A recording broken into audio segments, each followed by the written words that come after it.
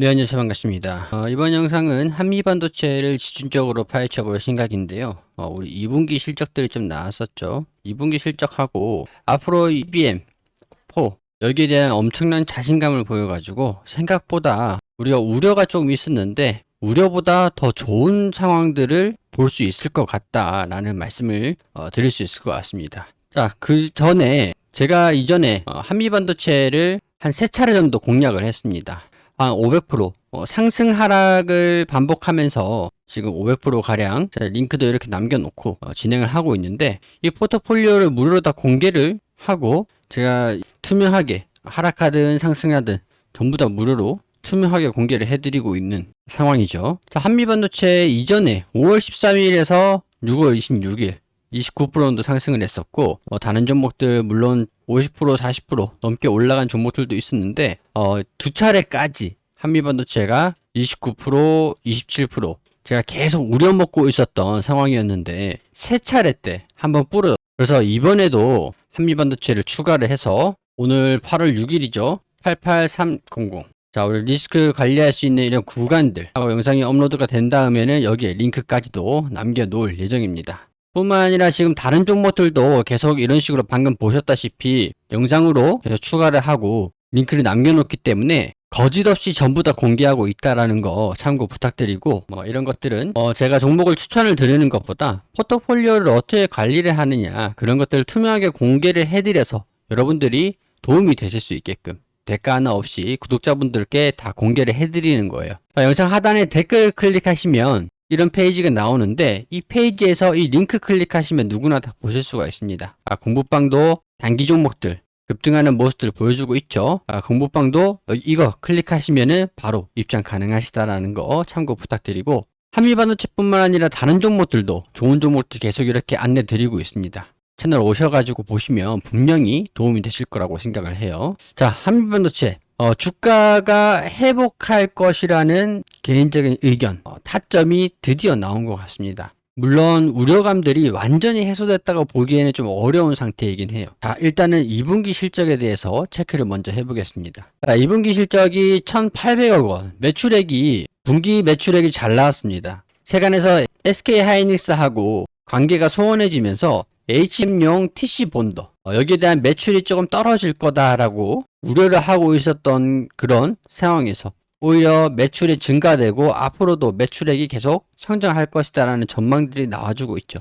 영업이익도 860억 원이라는 엄청난 영업이익이 나왔습니다. 자, 근데 제가 영업이익률이 50%대다라고 했죠. 보통 상장사들 같은 경우에는 10% 3% 나오는 기업도 있고, 잘 나오면 30%예요. 진짜 잘 나오는 기업. 현금 창출력이 뛰어나다라고 하면은 대략적으로 20%, 30%면은 정말 센세이션을 일으킬 수 있는 그런 영업 구조를 가지고 있는, 대체적으로 이런 기업들은 지분이 유통되고 있는 지분이 주식수가 굉장히 낮습니다.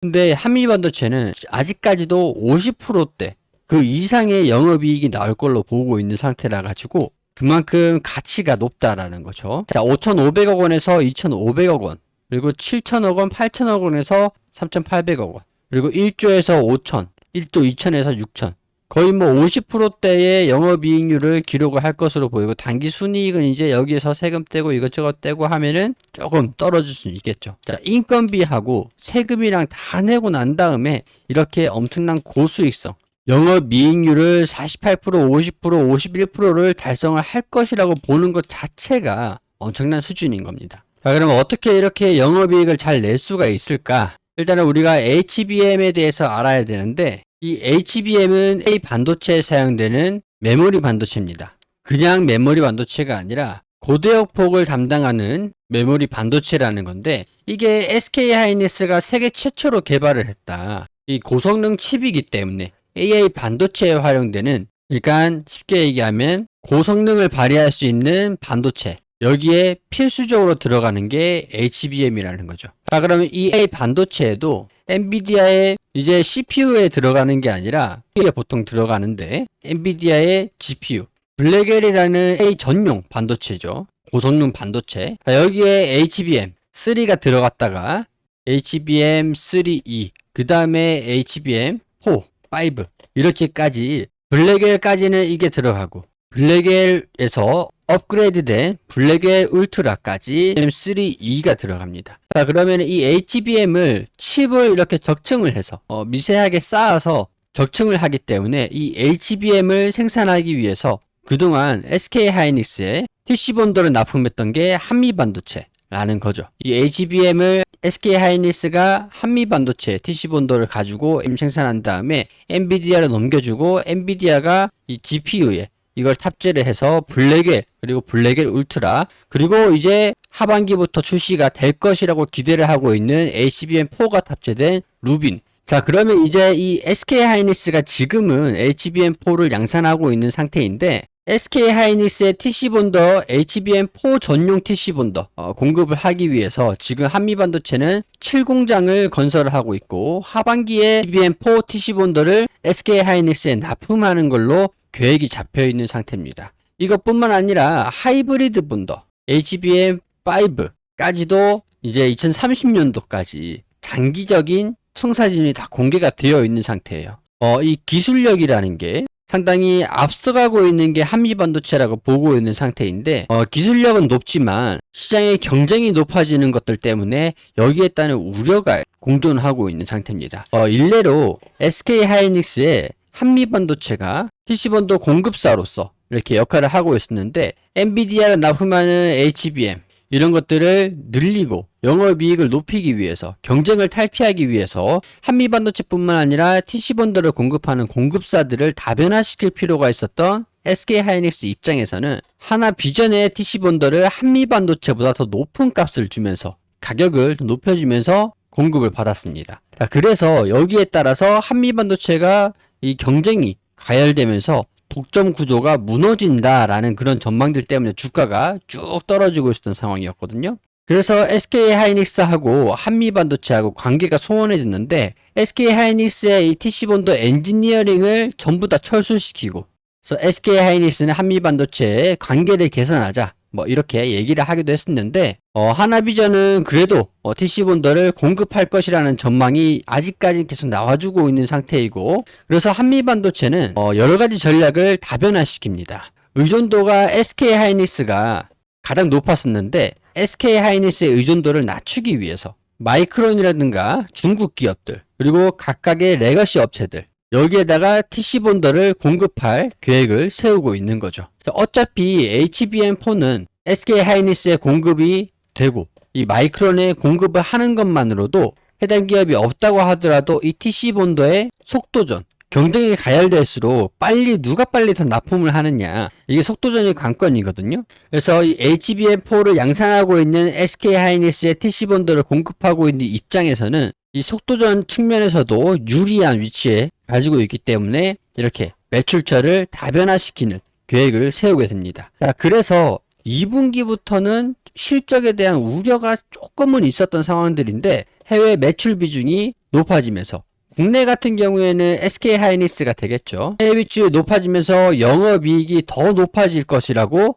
나와 있는 거죠. 이게 마이크론인 거고 일각에서는 국내 SK하이닉스의 관계가 소원해지면 삼성전자에 납품하면 되지 않나요? 라고 얘기하시는 분들도 계시는데 예전에 한미반도체랑 삼성전자랑 특허로 분쟁을 한 적이 있었는데 그때 기술력으로 한미반도체가 이 특허에서 승소를 해서 그 이후에는 삼성전자랑 관계가 굉장히 소원해져서 삼성전자가 러브콜을 먼저 보내지 않는 이상 한미반도체가 러브콜을 보내기는 좀 어려울 것이라고 보고 있습니다. 그래서 이거를 지금 삼성전자가 SK하이닉스의 마이크론에 경쟁을 뿌리치기 위해서 한미반도체에 러브콜을 보낼 것이다 라는 기대를 하고 계시는 분들도 그렇기 때문에 여전히 존재하고 있는 상황입니다. 자, 이런 와중에 삼성전자 같은 경우에서는 AMD에 이 HBM을 공급을 하는 거고 그리고 테슬라에도 공급을 하기로 했었죠.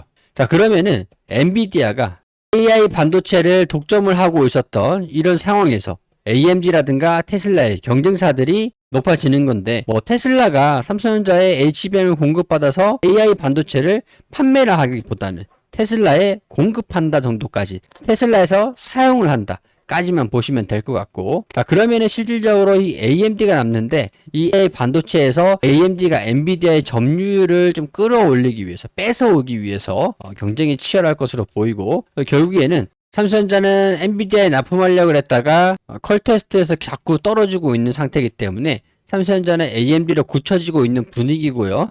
마이크론이라는 SK 하이닉스, 결국에는 한미반도체 공급하고 있는 이 두 기업이 향후 HBM4의 승패를 점유율을 좌우할 것으로 예상이 됩니다. 자, 그럼 이 키를 TC본더를 만약에 SK 하이닉스에 공급하지 않는다고 하면은 SK 하이닉스 입장에서는 하나비전에 TC본더를 공급을 받아야 되겠죠. 자, 그래서 이러한 상황들을 돌파하기 위해서 이용을 하는 거죠. LG전자도 이 TC본더를 공급하겠다. HBM4에 진출하겠다. 이렇게 공개를 해버립니다. 그러면 이제 여기에서 한미반도체가 마이크론의 하이닉스의 TC본더를 공급하는 것들을 조절을 하면서 이익률을 끌어올릴 수 있었는데, 하나비전도 있고 LG전자도 진입한다고 하면 판매 단가를 낮추면서 점유율을 계속 유지할 수밖에 없겠죠. 경쟁사들이 증가됐기 때문에. 이런 상황들 때문에 주가가 회복하지 못하고 있었던 상황이었는데, 그래도 이번 2분기 실적에 호실적을 기록을 했고 3분기, 4분기부터 그리고 내년부터 7공장에 대한 TC본도 양산, 그리고 HBM에 대한 수요가 점점 증가될 것이라는 전망에 따라서 여전히 국내에는 경쟁 상대가 없고 한미반도체 회장은 HBM4 장비를 전량 수주할 것이다. 자, 그래서 여기서 최근에 우리 2분기 실적을 발표를 하면서 컨퍼런스 콜을 진행을 하면서 자신감을 일부 표출했습니다. 마이크론의 HBM4 장비를 독점 공급을 하면서 SK 하이닉스에서도 납품할 거다. 왜냐하면 지금 당장에는 대안이 없어요. 한미반도체를 대처할 수 있는 그런 기업이 없습니다. 주요 고객사 마이크론하고 SK 하이닉스의 6세대 고대역폭 메모리인 HBM4용 TC본도 장비를 전량 수주를 할 것이다. SK 하이닉스에도 HBM3용 3, 4 HBM4용 TC본도 장비 역시 공급하겠다. 자, SK 하이닉스하고 삼성전자는 올해 하반기에 HBM4를 양산하는 것을 목표로 하고 있고, 마이크론과 다른 이제 레거시 기업들도 내년에 양산한다는 계획을 세우고 있는 상태죠. 이 한미반도체도 이 일정에 맞춰가지고 이 TC본도 4 생산을 이달부터 시작했다라고 발표를 했습니다. 지금 HBM4용 TC본도 양산을 위한 장비를 테스트하고 있는 기업은 한미반도체와 SMPT 이 두 기업뿐밖에 없고 국내에는 다른 회사는 없다. 하나비전도 없다라는 거죠. 그렇기 때문에 HBM4 생산 장비는 독점해서 공급을 한다라는 자신이 있다라는 겁니다. 자, 그렇기 때문에 한미반도체가 3분기 역대 최대 실적을 기록할 것이라고 전망이 나와주고 있는 상태인데, 한미반도체가 이 플럭스리스 TC본더를 공급하면서 대규모 생산 준비에 돌입했기 때문에 하이브리드 본더에는 1,000억 원을 투자를 하고 2027년도 HBM, 2028년도 로직 반도체 시장에 본격 진출할 계획이다. 자, 여기서 중요한 것들은 해외 고객사들이 지금 실리콘 관통 전극 이 증설을 대규모로 이루어지고 있는 상태입니다. 자, 이거는 어떤 거냐면 HBM을 칩을 이렇게 쌓을 때 이 칩과 칩 사이를 연결할 수 있는 통로를 만드는 게 이 연결을 하는 그 핵심 장비가 실리콘 관통 전극이라는 거죠. 그러면은 결국에는 이거를 연결을 하기 위한 장비, HBM을 생산을 하는데 TC본더를 사용하기 위해서 이 증설이 이루어지고 있는 걸로 보이고, 이건 이제 하반기부터 매출이 확대될 것이라고 보인다라는 겁니다. 자, 그럼 이제 이 하반기부터 영업이익과 매출액이 급격하게 증가될 것이라고 보이고 있는 근본적인 원인이 나오게 된 거겠죠. 자, 이런 상황이기 때문에 한미반도체는 제가 장기적인 성장 목표에 성장에 대한 기대감에 모멘텀에 주목하고 있는 상태이기 때문에 오늘도 이 하락했던 하락분을 가져오기 위해서 신규로 한미반도체를 추가했었던 거죠. 자, 과거에 제가 이 8만원대 지지 구간들을 설정하기도 했습니다. 한 차례 주가가 쭉 떨어지면서 갑자기 급락하는 모습들을 보여주기도 했지만, 이때는 과거에 거래량들 자체가 3주, 4주 뭐 이 정도에서 주가가 움직였었던 거래가 3, 4주밖에 되지 않았기 때문에 패스하기도 했었죠. 그런데 이제 이 88,000원에서 10% 구간이 2대1로 잡는다고 말씀드렸었는데 8만원 구간이 마이너스 10% 언더 부근, 그리고 10만원 부근이 한 20% 부근이 되지 않을까 싶어요. 그래서 저는 리스크를 관리한다고 한다면 이 8만원대로 리스크 관리 구간을 체크를 하고 해당 가격을 먼저 터치를 하면은 이렇게 하락으로 표시를 하겠습니다. 제가 이렇게 포트폴리오를 무료로 운영하고 있는 만큼 이렇게 장기적으로 영상을 촬영해 드리면서 꾸준하게 이렇게 할 수 있도록 구독하고 좋아요 한 번씩 꼭 부탁드리고, 우리 댓글로 응원의 말씀, 화이팅이라고 한 번씩 남겨주시면 주가가 올라가기를 바라신다면 우리 주주분들이라면 화이팅이라고 한 번씩 남겨주시고, 그리고 해당 포트폴리오는 여기에 계속 무료로 공개를 해 놓을 테니까 해당 링크 타고 들어오시고, 공부방도 우리 스터디 공부를 목적으로 나중에 오시더라도 해당 자료들은 모두 남아 있으니까 공부방에 들어오시면 되시고, 우리 포트폴리오 같은 경우에는 조금 중장기적인 그런 종목들로 운영을 한다고 한다면 공부방에서는 조금은 이제 단기적으로 빠르게 결말을 낼 수 있는 종목들 위주로 우리 시장에 대한 정보 분석한 그런 분석을 정리한 정보들도 계속 올려드리고 있으니까 공부방에서 만나 뵐 수 있었으면 좋겠습니다. 자, 구독, 좋아요 부탁드리고요. 한미반도체 뿐만 아니라 다양한 종목들도 이렇게 업로드하고 있으니까 채널에 놀러 오셔가지고 원하시는 종목들, 좋은 종목들 찾아서 도움이 되시기를 바라는 마음입니다. 자, 시청해주셔서 감사드리고 저는 여기에서 인사드릴 수 있도록 하겠습니다.